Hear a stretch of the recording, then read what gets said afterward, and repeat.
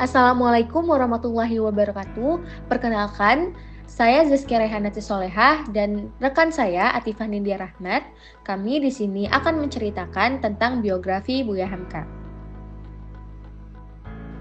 Buya Hamka atau Haji Abdul Malik Karim Amrullah lahir pada 17 Februari 1908 di Sungai Batang, Maninjau, Sumatera Barat. Ia adalah putra dari Haji Abdul Karim Amrullah, seorang ulama besar dan pembaru Islam terkemuka di Minangkabau. Sejak kecil, Buya Hamka tumbuh dalam lingkungan religius dan intelektual yang kuat. Ayahnya mendirikan Sumatera Tawalib, sebuah lembaga pendidikan Islam modern yang berpengaruh besar pada masa itu. Riwayat pendidikan Buya Hamka dimulai dari belajar di sekolah desa di Maninjau, kemudian melanjutkan ke Tawalib di Padang Panjang.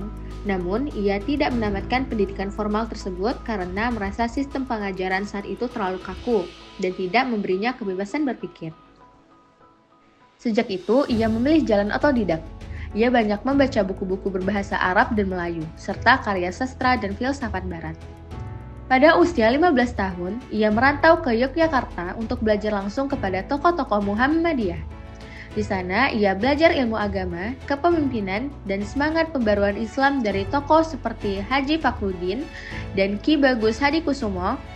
Ia juga aktif di berbagai forum dakwah dan majalah keislaman. Pada tahun 1927, ia melanjutkan pencarian ilmunya ke Mekah.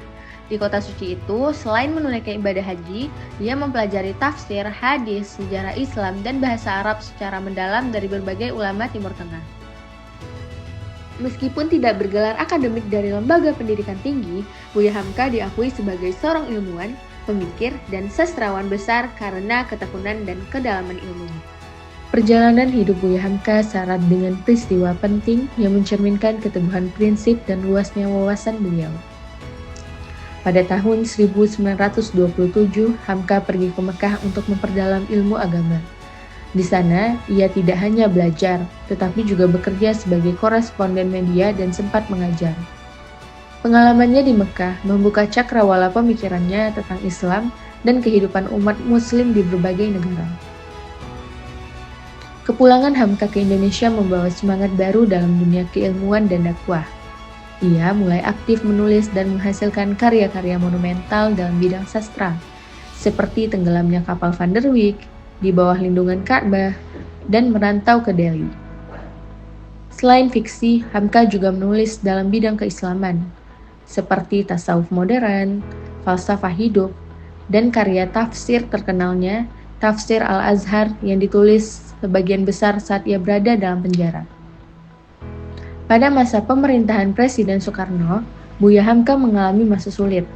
Ia dipenjara selama 2 tahun, yaitu pada periode 1964 hingga 1966, tanpa proses pengadilan, karena dituduh terlibat dalam gerakan yang menentang pemerintah.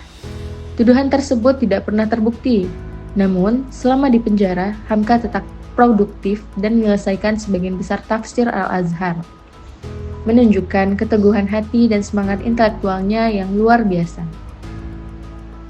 Setelah keluar dari penjara dan seiring pergantian kepemimpinan nasional, Hamka kembali aktif dalam kehidupan keagamaan. Ia diangkat menjadi Ketua Majelis Ulama Indonesia yang pertama pada tahun 1975. Dalam posisi ini, ia berperan besar dalam merumuskan fatwa-fatwa penting dan menjaga harmoni kehidupan beragama di Indonesia. Buya Hamka wafat pada 24 Juli 1981 di Jakarta dalam usia 73 tahun. Kepergiannya meninggalkan duka yang mendalam bagi umat Islam Indonesia. Namun, warisan pemikirannya terus hidup dan menjadi rujukan bagi generasi-generasi berikutnya. Puluhan karyanya masih dibaca dan dikaji hingga kini, baik di kalangan akademisi, santri, maupun masyarakat umum.